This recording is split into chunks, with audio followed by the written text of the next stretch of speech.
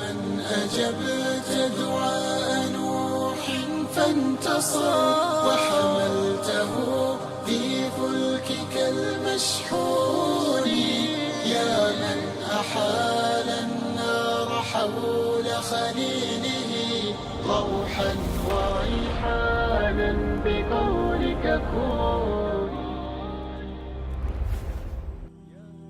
নাহমাদুহু ওয়া নুসাল্লি আলা রাসূলিহিল কারীম আম্মা বা'দ। দোয়া মুমিনের হাতিয়ার। যখনই মুমিন কোনো বিপদে পড়ে সে আল্লাহর কাছে দোয়া করে। যখনই কোনো জালিমের জুলুমের শিকার হয় আল্লাহর কাছে দোয়া করে। যখনই কোনো কিছুর অভাবে পড়ে আল্লাহর কাছে দোয়া করে। যখনই কোনো কিছু পাওয়ার তামান্না মনে জাগে আল্লাহর কাছে দোয়া করে। দোয়া মুমিনের ইবাদত। সুনানে তিরমিজিতে এসেছে, রাসূল সাল্লাল্লাহু আলাইহি ওয়াসাল্লাম ইরশাদ করেন, আদ-দুআউ হুয়াল ইবাদাহ, দোয়াই ইবাদত। প্রিয় ভাই, একজন মুমিনের শান হলো বেশি বেশি আল্লাহর দরবারে দোয়া করা। ছোট থেকে ছোট প্রয়োজনও আল্লাহর কাছে দোয়া করুন। আমরা এমন এক রবের গোলাম যিনি না চাইলে রাগান্বিত হন, চাইলে খুশি হন। সুনানে তিরমিজিতে এসেছে, রাসূল সাল্লাল্লাহু আলাইহি ওয়াসাল্লাম ইরশাদ করেন, ইন্নাহু মান লাম ইয়াসআলিল্লাহ ইয়াগযাব আলাইহি, যে ব্যক্তি আল্লাহর কাছে চায় না আল্লাহ তার প্রতি রাগান্বিত হন। আমাদের অনেক ভাই দোয়া করার সময় দোয়ার নিয়ম ও আদবগুলোর প্রতি খেয়াল রাখেন না, ফলে দোয়ার কাঙ্ক্ষিত উপকার ও ফজিলত থেকে তারা বঞ্চিত হন। তাই আজ আমরা এই বিষয়ে সংক্ষেপে কিছু কথা বলতে চাই। প্রিয় ভাই, দোয়া একটি ইবাদত, তাই আল্লাহ ছাড়া কারো কাছে দোয়া করা যাবে না। কোনো পীর, ওলি, মাজার কিংবা দরগা থেকে কিছু চাওয়া শিরক। দোয়া হবে শুধুমাত্র আল্লাহর কাছে। দোয়ার শুরুতে আল্লাহ রাব্বুল আলামিনের হামদ প্রশংসা করতে হবে। তারপর রাসূল সাল্লাল্লাহু আলাইহি ওয়াসাল্লামের উপর দরুদ পড়ে দোয়া করতে হবে। একবার রাসূল সাল্লাল্লাহু আলাইহি ওয়াসাল্লাম মসজিদে নববীতে বসেছিলেন। এমন সময় জনৈক সাহাবী মসজিদে প্রবেশ করে সালাত পড়লেন। সালাত শেষে তিনি দোয়া করলেন, আল্লাহুম্মা গফিরলি ওয়ারহামনি, হে আল্লাহ আমাকে ক্ষমা করুন, আমাকে রহম করুন। রাসূল সাল্লাল্লাহু আলাইহি ওয়াসাল্লাম বললেন, আজিলতা আইয়ুহাল মুসাল্লি ইযা সাল্লাইতা ফাকআদতা ফাহমাদিল্লাহ বিমা হুয়া আহলু ওয়া সাল্লি আলাইয়া সুম্মা দুআহু। তুমি তাড়াহুড়া করে ফেললে হে মুসল্লি। সালাত শেষে যখন দোয়ার জন্য বসেছো, প্রথমে আল্লাহর শান অনুযায়ী তার হামদ প্রশংসা করো, তারপর আমার উপর দরুদ পড়ো, তারপর দোয়া করো।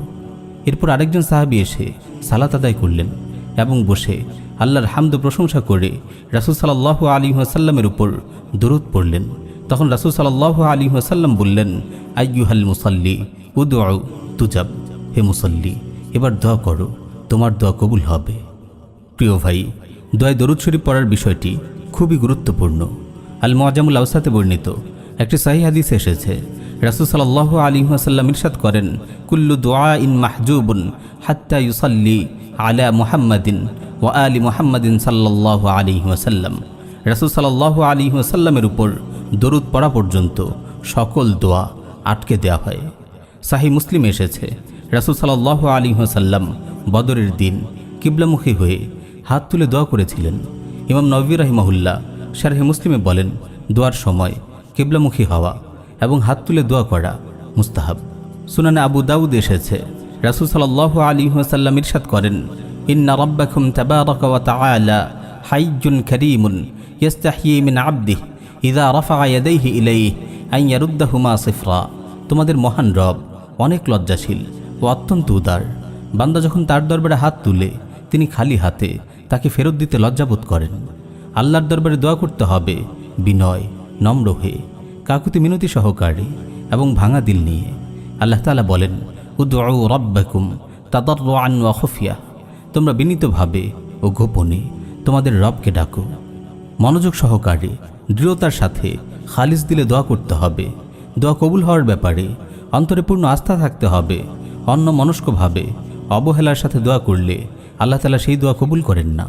সুনানে তিরমিজিতে এসেছে, রাসূল সাল্লাল্লাহু আলাইহি ওয়াসাল্লাম ইরশাদ করেন, উদউল্লাহ ওয়া আনতুম মুকিনুনা বিল ইজাবাহ ওয়া আলামু আন্নাল্লাহা লা ইস্তাজিবু দুআআন মিন কলবিন গাফিলিন লাহিন। তোমরা কবুল হওয়ার পূর্ণ আস্থা নিয়ে আল্লাহর কাছে দোয়া করো, জেনে রেখো আল্লাহ তাআলা গাফিল, উদাসীন অন্তরের দোয়া কবুল করেন না। আমরা বেশিরভাগ সময়ই মন লাগিয়ে দোয়া করি না। দোয়া করার সময় উদাসীন হয়ে থাকি, তাই আমরা দোয়ার ফজিলত থেকে বঞ্চিত হই। প্রিয় ভাই, বিশেষ করে দোয়া করার সময় বিশ্বের নির্যাতিত ভাই বোনদের কথা স্মরণ করতে ভুলবেন না। তাদের শান্তি, নিরাপত্তা ও সাফল্যের জন্য সবসময় দোয়া করবেন। বিশেষ করে বিশ্বের বিভিন্ন ময়দানে কুফফার বিশ্বের বিরুদ্ধে লড়াইরত মুজাহিদ ভাইদের জন্য বিশেষভাবে দোয়া করবেন। উপমহাদেশে যারা দাওয়া ও ইদাদের কাজ চালিয়ে যাচ্ছেন তাদের নিরাপত্তা ও সাফল্যের জন্য দোয়া করবেন। আল্লাহ তাআলা আমাদের সবাইকে আমল করার তৌফিক দিন। আমিন ইয়া রাব্বাল আলামিন।